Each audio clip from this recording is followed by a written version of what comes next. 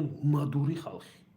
ეს არის უმადურიერი, მასიურად უმადურიერია, აქ არა მარტო ზელენსკიზე საუბარი, ყველა ერს ახასიათებს თავისი რაღაცა მახასიათებელი თვისება, ჩვენც გვაქვს ჩვენი მახასიათებელი თვისება, სომხებსაც აქვს თავისი მახასიათებელი თვისება, თურქებსაც, აზერბაიჯანელებსაც, რუსებსაც და უკრაინელების მახასიათებელი, ანუ ნეგატიური მახასიათებელი თვისება, რაც მასიურად ზოგადად უკრაინელებს ახასიათებს, ესა უმადურობა.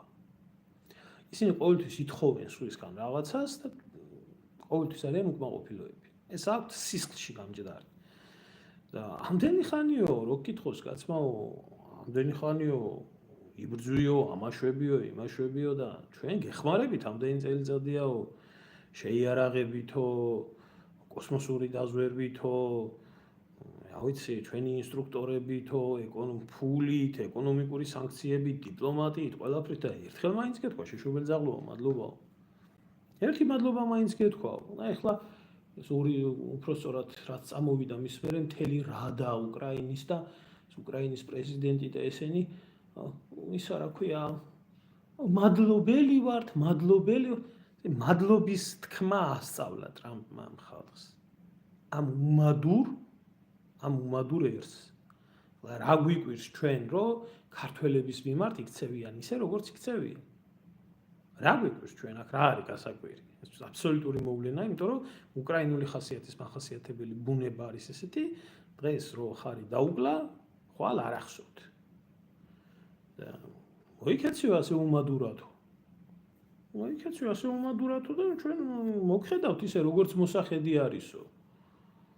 აი უკვე ტრამპი ეს ადამიანი არის, რომელიც ამბობს ძალიან სწრაფად უცებ აკეთებს ყველაფერს.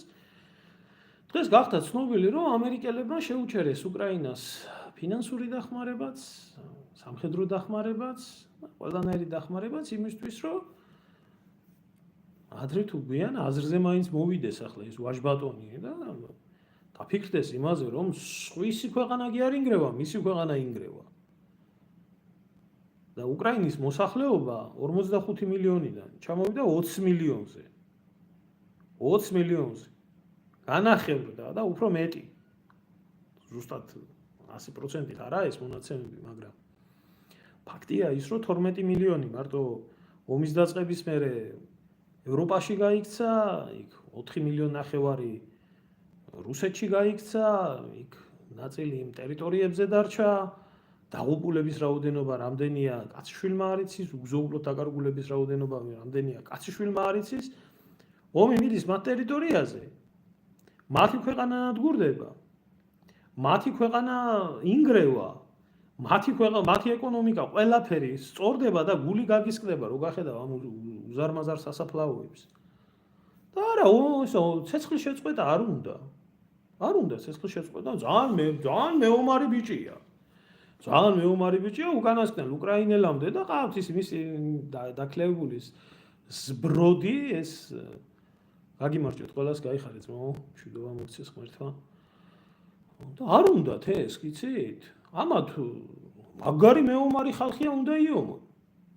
მაგრამ კი, მაგრამ ასე რომ მოუწოდეს პრეზიდენტი და ასეთი სიჯიუტით როა წინააღმდეგი როა და ესენი ყველა წინააღმდეგი რო არიან ცეცხლის შეწყვეტის, მაგრამ ერთი პრეზიდენტის შვილისა და პრეზიდენტის ცოლისა და აი რადის დეპუტატების შვილებისა და რატო არც ერთი ომში არა? სტალინს ხო ყველა ლანძღავს დააგინებს. სტალინის შვილები უпростоრად ომში იყო. ტყვეჩავარდნილი არ გამოიხსნა. ამათი შვილები, ამათი ცოლები, ამათი ოჯახის წევრები არავინ არ იღუპება ამ ომში. ყველა მშვენივრათაა, ყველა გულავს, გაისვამს, გაიჩამს გარეთა.